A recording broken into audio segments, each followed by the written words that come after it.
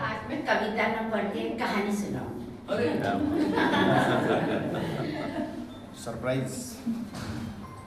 सींचती आई युगों से ये संस्कृति, ये धरती आज उसी रीत की, गुलाल की, रंग की, हास्य और व्यंग की बातें करेंगे। होली की सभी को बहुत बहुत शुभकामनाएं। मैं सबसे पहले तो आप लोगों को अपना एक सपना सुनाती हूँ जो कल रात मुझे आया। वो इस तरीके का था कि मैं सो रही थी और कृष्ण कन्हई रात में पिचकारी लेके आए और उन्होंने बताया कि बहुत हो गया माखन मिश्री, अब थोड़ा पिज्जा बर्गर खाएंगे, कल रंग गुलाल से होली खेलेंगे। मैं बहुत खुश हुई, सोचा कि कल जाके जहाँ पोडियम पे बैठ जाती हूँ ना, अपनी सारी सखियों को सुनाऊंगी, अपने हस्बैंड को सुनाऊंगी, बहुत आनंद लूंगी। उस आनंद में सोई थी कि एकदम से सुबह सुबह आवाज आई, उषा 8 बज गई, चाय कब बनेगी। साकला जी ने आवाज लगाई, ऐसी राम दुहाई, कृष्ण कन्हई कहीं जाके छुप गए। मेरी नींद खुल गई। फिर सोचा आज की तैयारी करूं, कुछ मिला नहीं। जैसे अभी मेघा जी ने बताया था ना कि हम तो इधर उधर से टटोलते रहते, कहीं से हास्य की कविता मिल जाए या कहानी मिल जाए। हमें कहानी मिल गई। वो कहानी इस तरीके की थी, देखिए पढ़िए। एक बार एक व्यक्ति जानवरों के डॉक्टर के पास आया। उसने कहा कि मैंने 1 महीने की छुट्टी ली है और आपसे पक्का इलाज करवा के ही मैं यहाँ से जाऊंगा। तो डॉक्टर साहब ने बोला कि मेरे पास नहीं, सामने रोड के उस तरफ जो डॉक्टर हैं वो इंसानों के डॉक्टर हैं, आपको वहां जाना चाहिए, वो आपका ट्रीटमेंट करेंगे। उसने कहा नहीं, मुझे अच्छे से मालूम है कि आप कौन हैं और मैं आप ही के पास आया हूँ। तो उन्होंने कहा ठीक है, फिर सुनाओ आपको क्या तकलीफ है।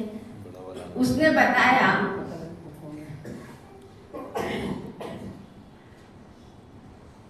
मुझे मालूम है कि आप जानवरों का डॉक्टर है, इसीलिए मैं आपके पास आया हूँ। मैं रात भर अपने कार्य के बारे में सोचता हुआ कुत्ते की तरह सो जाता हूँ। जी हाँ, सुबह घोड़े की तरह उठ जाता हूँ, हिरण की तरह दौड़ता हुआ अपने काम पर पहुंच जाता हूँ। दिन भर गधे की तरह काम करता हूँ। मैं साल में 11 महीने कोल्हू के बेल की तरह काम करता हूँ। अपनी दुम अपने अधिकारियों के सामने हिलाता हूँ। घर पर जब समय मिलता है तो बंदर की तरह बच्चों के साथ खेलता हूँ। डॉक्टर ने पूछा क्या आप इंजीनियर हैं? उसने कहा हाँ। तो बोले इतने रामायण करने की क्या जरूरत थी, पहले ही बता देते। अब आपसे ज्यादा अच्छा इलाज कोई नहीं करेगा, वो मैं हूँ, मैं ही आपका इलाज करूँगा। कहानी कैसी लगी? आप सब लोगों ने बैठ के शांति से मेरी कहानी सुनी, इसके लिए हाँ बड़ी बात, इसके लिए मैं आपको धन्यवाद देना चाहूंगी। वो धन्यवाद इस तरीके का, हाँ हम भी इंजीनियर हैं। वो धन्यवाद इस तरीके का कि राजा के दरबार में एक हास्य कवि पहुंच गया। उसने बहुत बढ़िया कविता सुनाई राजा को। राजा खुश हुआ। उसने कहा इसे बहुत ज्यादा अन्न दे दिया जाए, अन्न वस्त्र दान की। दूसरे दिन फिर उसने कविता सुनाई। राजा ने कहा इसे बहुत सारी अशर्फियां दे दी जाए। तीसरे दिन फिर कविता सुनाई तो राजा ने कहा कि ये जिस झोपड़ी में रहता उस जगह एक बड़ा सा महल बनवा दिया जाए। वो कवि बहुत खुश अपने घर गया, जाके अपनी बीवी बच्चों को सारी बातें सुनाई। 3-4 दिन वेट करते रहे, किसी तरीके का कुछ नहीं आया। उन्होंने कहा जाओ राजा जी को याद दिलाओ।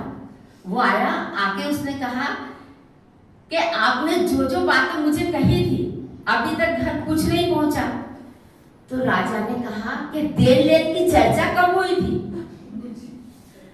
आपने कविता सुना सुना के मेरे कानों को खुश किया।